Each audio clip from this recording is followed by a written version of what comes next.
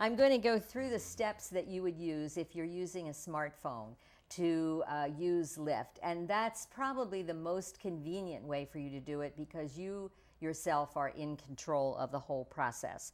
So the first thing you want to do if you're going to be using the services is to go to the App Store for whatever phone you have, if you have an iPhone or an Android phone. Go to your App Store and get the app for Lyft and download it onto your phone. Let me interrupt there because I just learned something from Trudy, and that is you shouldn't try to do this on your personal computer, like on your desktop or, I don't know about a laptop or a tablet, but probably not. Not unless you have cellular connection. Yes, because they have to have a way, they being Lyft, I guess, have to have a way to get in touch with you if there's any need to do that. And that means you have to have a phone. Yes, that's right. You need cellular connection. Some people have tablets with cellular, Yeah. and that would work too. So you have to download the app onto your smartphone, and once you've done that, you'll touch the app, open it up, and fill in the personal information, your name and your address, and more importantly, your credit card information, because you have to have that filled in before you take your ride. Now, you're already assuming knowledge that I don't have. What's that? And you said you download the app. Well, how do you do that? Where do You go to the App Store. If you have a smartphone, you Yeah. know you should be familiar with the App Store. It's how you get anything and you look on your up phone. under Lyft, I suppose. And you do a search for Lyft. And it's Lyft. It's not Lift. Right. And when you do that, then you'll get an application that will come up, and it will be in that pink Lyft color. You'll recognize it, and Okay. you then get it on your phone. The application itself doesn't cost you anything. It's a free application. And what, just asks your name and address and It credit will, card yes, number? when you open it up, it will ask your name and address and credit card number, and I'll show you a slide that shows what that looks like, where you're going to put that information in, and that will give you the whole setup so that when you're ready to use Lyft, you're going to be all ready to go. Now, everybody's always worried about security. Yes. And I'm going How to talk about- about that because Okay.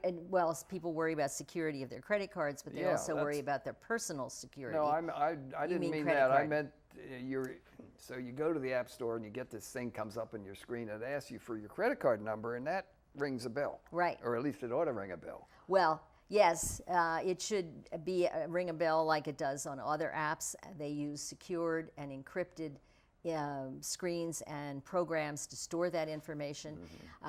But as we have seen, they're not always secure if the company doesn't manage their own security well. Now, do And you I have recommend- not had any problems whatsoever with using it. Now, you can use, if you're an Apple user, Apple Pay, which never gives out your credit card.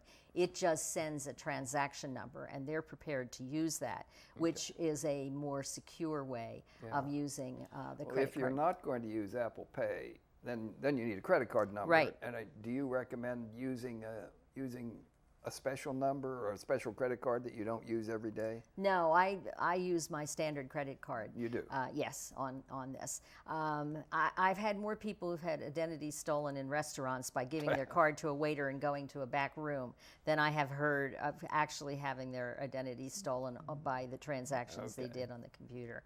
So to go through the process, you download the app, and then what I recommend people do is to take a ride using the app after they get it set up so that they feel comfortable with it before the first time they really need to get to the airport or get to a doctor's appointment. That's a very good idea. Of course, you won't have the same driver. No, but you will be using the app and you will know how to use the app and what you're supposed to do.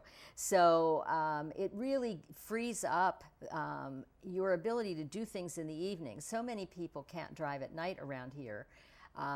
It means that you could go to the theater, you could go to a play, you can go to the movies, you can go out to dinner. It gives you a whole degree of freedom that you currently don't have if you can't drive at night. What if you want to go to New York City? Well, what I do is take it, well, I said this in the meeting and people thought I took it all the way to New York City. No, I take it to BWI train station and then I take the train to New York. When I come back, I get my Lyft. And I think one of the other things you need to do is to think about the economic costs and the psychic costs of taking a car and using it instead of using your own. If you've had to give up your car, it's a great thing. But if you're still driving, it may be a good thing too. And you might think about how often do you use your car? You're paying insurance for it all the time. You're paying maintenance and cost for the car. So it might be cheaper for you to, in fact, use Lyft. And you got to park. Yeah, that's and exactly right. chances are you park 5 miles from the airport. Exactly, exactly. The nice part is you're door to door. Yeah. So the other thing, though, I think of in terms of psychic cost is, are you comfortable getting into a car with someone you don't know, but you're getting information about that driver as part of your app. Yeah. And so you know a little bit before you get in. And the second part is, psychic part is, how comfortable are you with your smartphone? If you are not comfortable using your smartphone, you will probably be afraid to use Lyft. But I'm going to go through some slides to let you see what the screens are going to look like. And the first screen that you see when you get into using your application, we've got a picture on the screen, is going to show you a map, and it says where to. It's asking you where you want to go. When you set your account up, you're not going to fill that part in yet, but if you'll notice in the upper left-hand corner, there are 3 little lines. That indicates menu. If you touch that, that will expand, and you will see the menu from that application show up, and there's a slide with that showing that the area for the payment information I've circled. You're going to be filling in also your name and address and so forth. You'll click on that payment information and enter your credit card information, as Harry said. You put the credit card information in. This is a secured and encrypted app so that it will be reasonably safe. None of us guarantee 100% of that. But once you've done that, you're going to go back to your screen when you want to use it, tap it, and it will say where to. And you'll notice on the slide that's on the screen now, it's going to ask you, it's assuming it knows now where you are, and it knows that by your GPS system. Their system can locate you based on your phone and where you're standing. So you can correct it if it's not exactly right. But so ordinarily, you don't have to be at Riderwood. You no, can be at you the can be airport anywhere. coming back. That's right. You could be at the airport. You can be at the movies, doctor's wherever office you or are. whatever. It finds you as long as you've got your GPS navigation on, and which you will, and it will find you. But then the next thing, after it knows where you are and where you want to go, it wants to know what kind of service you want. And the screen that we're showing has got some variety of services. The first one is a service for people commuting together, which I've not ever seen here. But then there is Lyft Line, which is where you share a Lyft car with someone else. Ordinarily, if you take the regular Lyft, that one is your car alone for your period of time in the car. Just like a cab. Yeah, but Lyft Line will allow the driver to pick up someone else and take them in the same direction that you're going, and it results in a much cheaper fare. And a slower ride. Yes, well, it will be a slower Depending if ride. you're the last one. But if you're not in a hurry and you're cheap, you can do that. I've done it, and it's up to the driver's discretion. If they can't find anything right away, they don't want to fool around. They want to make money. So I have used Lyft Line and paid the reduced rate from DC to here for $23 when it's normally about $43.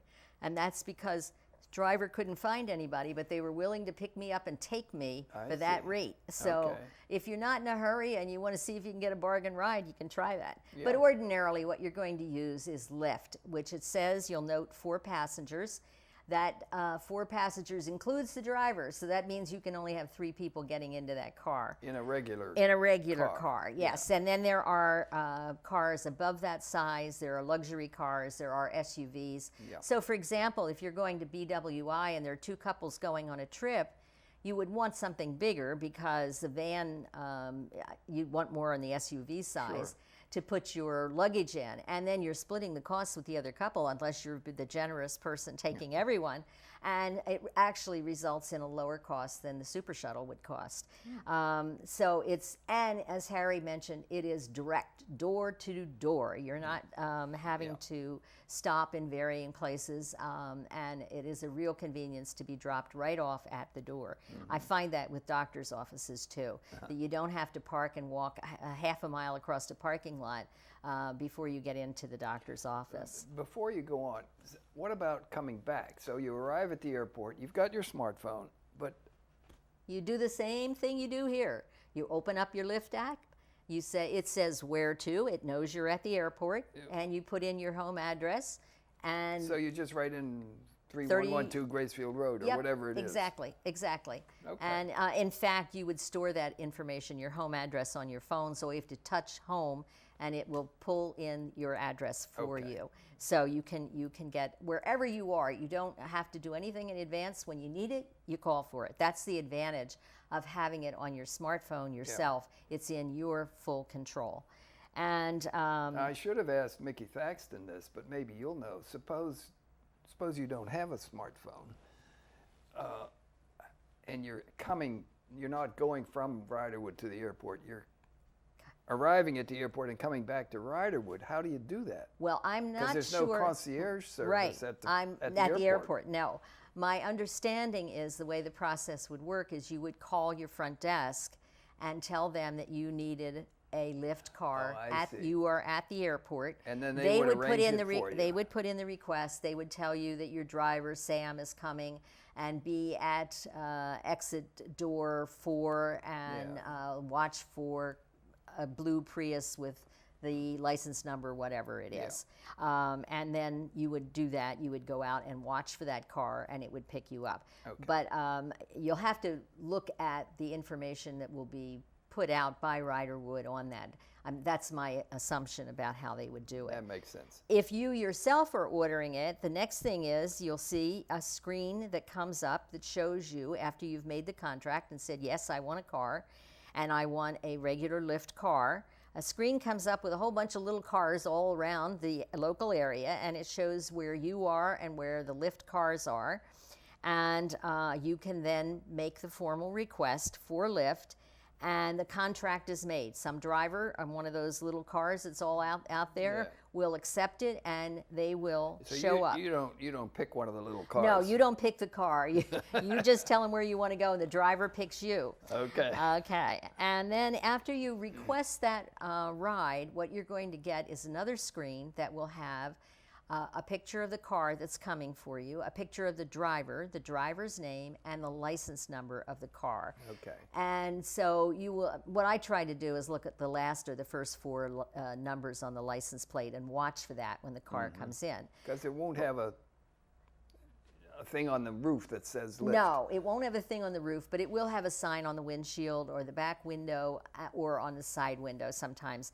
They will have little tasteful stickers that indicate that this is a Lyft ride. So that once you request that car, it will come and it will pick you up. When it gets here, you'll get a little beep on your phone on the application indicating that your driver is here, and you'll get a little message. Or at the airport or wherever you are. Wherever you are, you'll get a message that the driver is here.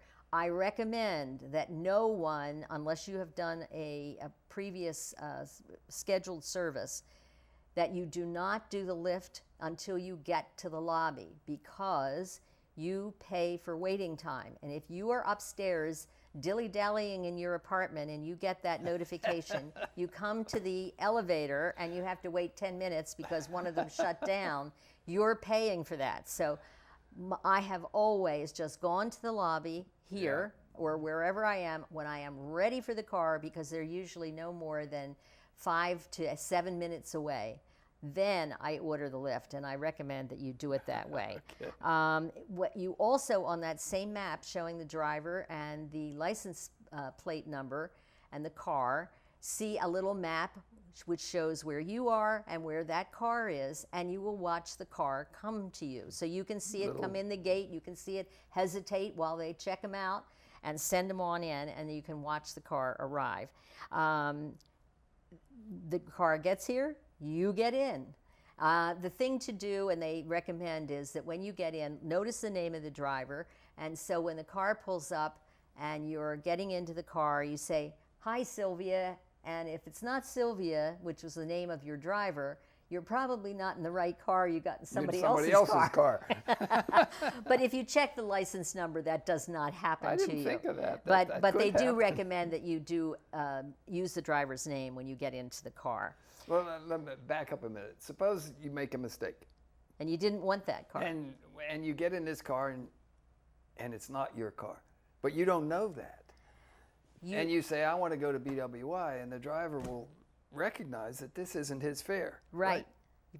Okay. Then he would tell you. That's correct. Yeah. Also, when you get into the cab, if you keep your smartphone handy, you can see that your destination is BWI, and you can watch the way you're going. So if somehow you miss that step and the driver starts taking you to Dulles, you can look at the map and see that the car is not going in the right direction. Okay. And but you do see that as you're going through your car. And there's a slide that we are showing that has what that looks like. The I car. suppose, I keep using the airport example. It wouldn't have to be an airport. It could be a doctor's or office. anything. It could be the theater. Yeah. It allows, but if it's the airport, you want to tell the driver what gate you want. Yeah. Well, exactly. And so once you get into the car, you will follow it on your, you don't have to on your iPhone, but you can see yourself moving along the destination, just like you do with the GPS. No meter. No, just like So you do with the GPS. You can't watch the meter. You can't watch the meter, no. And when you get to your destination, what you do is get out of the car. And you can then, after you're out of the car, you'll get a notification on your phone that tells you how much the cost of the ride was. It could vary if you got in a traffic jam because it is based on mileage and time. When they do the calculation for you, do you have to do something with your phone when you well, arrive? you have to have it on. But, Well, but you don't have to. You don't have to do this immediately. You have 24 hours to look at, rate your driver and tip it. Acceptance, or you don't push a button saying I arrived or anything like that. You don't do that. You just go and get you your just get get on out your of plane. the car and go wherever you're going. Yeah. And then you can take your time within 24 hours, open the app and rate your driver. And you want to rate your driver, if it was a good drive, a 4 or a 5, because if you rate them under a 3 or under, that means you will never get that same driver again. And also, if they get under I think it's an under 3-point average or maybe 2.5 average, they will suspend drivers. So your rating is very important to the driver, and they do their best to have you give them a good rating. When you rate your driver, the tip is built into the application, which is very useful. They have a suggested number, but you can change it so that you can set your own tip, because sometimes it isn't appropriate for the ride you took. For example, if you took a ride to the airport and it was a $40 tip, they might have $1, $2, and $5. Well, $5 is not an appropriate tip on a $40 ride. So you can press other, and then you could say you wanted to give an $8 or $10 tip to the driver. Then that will be processed on your credit card. You would basically give the Lyft driver the same thing you would We give a taxi driver. A commercial taxi Exactly. driver. Yeah. And you can go back and see what was charged. There's a history on your phone. You can see the history of all the drives that you've had. And I've got a screenshot here of a driver with a $15 charge, and that shows the rate of $1, $2, or $5. Well, if it was $15, if you were generous, you could give a $5 tip. Yeah. But you could hit other and make it a $3 tip, a 20% tip. What if you don't hit anything? If you don't do anything in 24 hours, they charge you whatever the cost was for the ride. No tip? The driver gets no tip, and the driver gets no rating. Well, that's good, because I think, what Trudy said earlier, and it's true, when you get out of the car and you don't have to do anything. But if you don't do anything, the driver's getting stiffed. Right, exactly. So you ought to remember to Yeah, push that to push button. that button.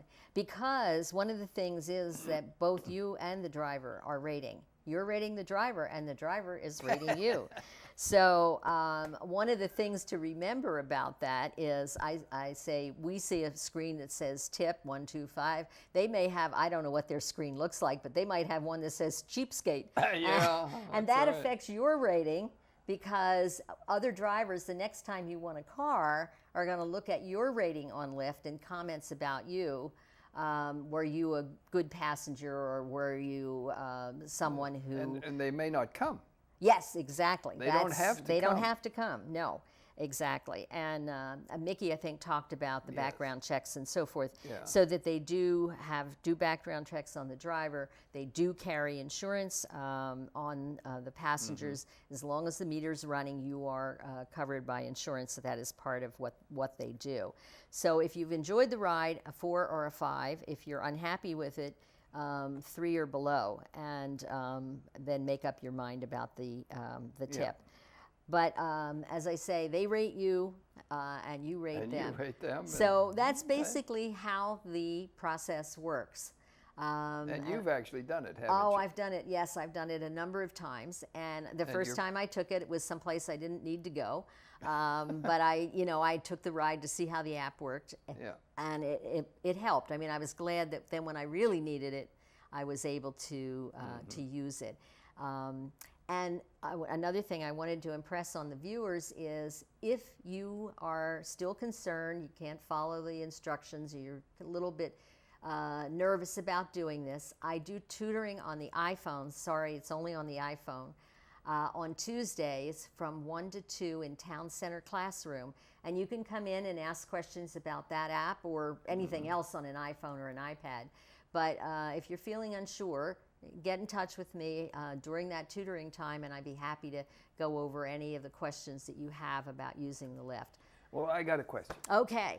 So you're really, like me, dumb about smartphones, but you have one. Right. So you qualify, and you get Veronica at the front desk to call the person. Well, no, you don't want to do that. You don't want to do that. Okay. If you have a smartphone, Well, you get Veronica at the front desk and give her your smartphone, and she does it.